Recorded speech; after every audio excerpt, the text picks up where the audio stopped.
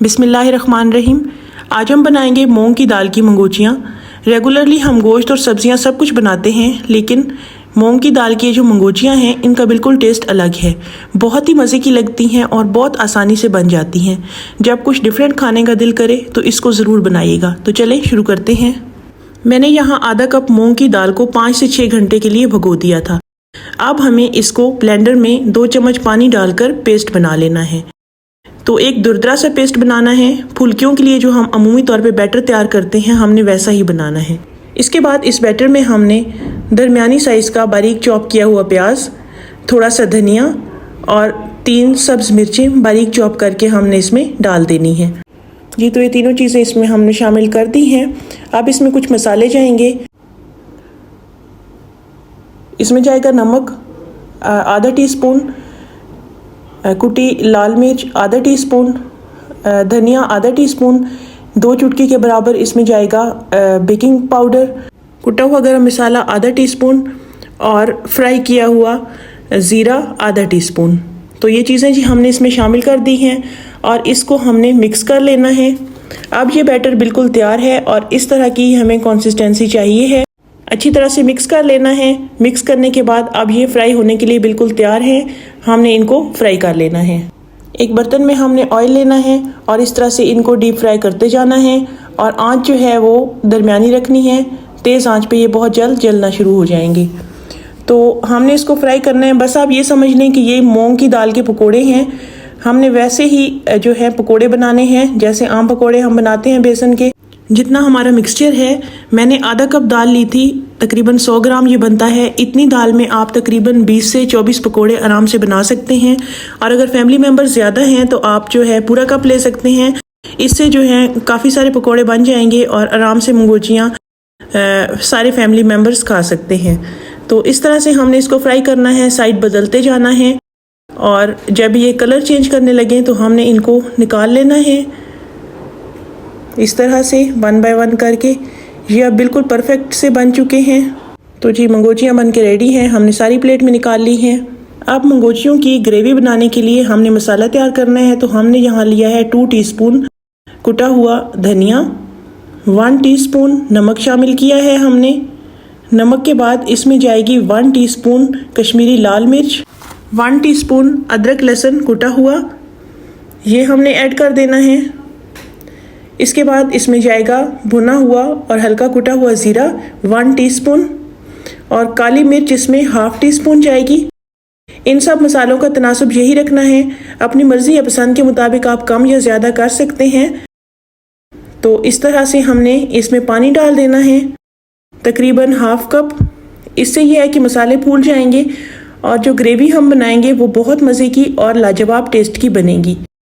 तो हमने इसमें हल्दी भी शामिल कर दी, तकरीबन 1 टीस्पून, और इनको अच्छी तरह से मिक्स करना है और 5 मिनट के लिए इन्हें साइड पे रख देना है।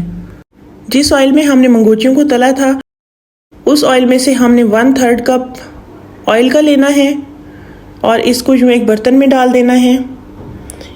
अब हमने मेथी दाना तकरीबन 1/4 टीस्पून लेना है और इसको हमने इस ऑयल में शामिल करना है और साथ में हमने सफ़ेद ज़ीरा जो है वो भी इसमें ऐड कर देना है और इनको हल्का सा फ्राई कर लेना है। जब खुशबू आने लगे तो हमने एक मीडियम साइज़ के प्याज का पेस्ट बना लिया था, वो हमने इसमें ऐड कर देना है।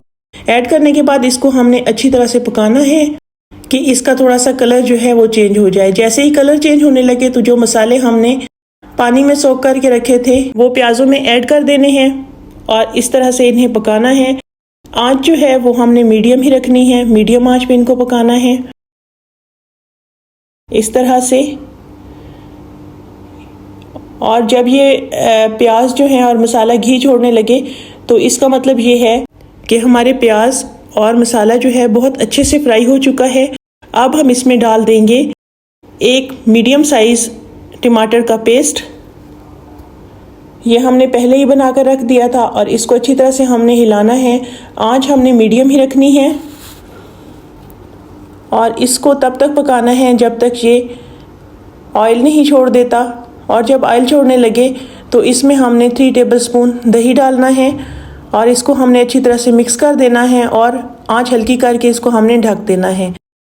जब ये सारा मसाला घी छोड़ने लगे तो इसका मतलब ये है कि मसाला हमारा बिल्कुल रेडी हो चुका है। इसमें हमने तकरीबन 3 कप पानी डालकर इसको पकाना है ताकि जो मसाले का कच्चापन है दूर हो जाए। अब हमने ढक्कन बंद करके इसको पकाना है।